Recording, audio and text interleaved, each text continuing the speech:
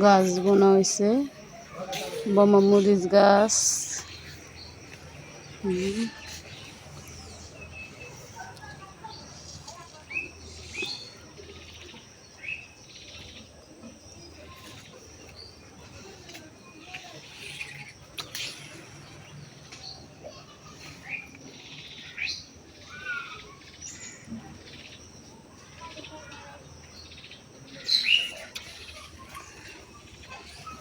মরিচ গাছটা অনেক সুন্দর হয়েছে, বালতিতে বোনা হয়েছে।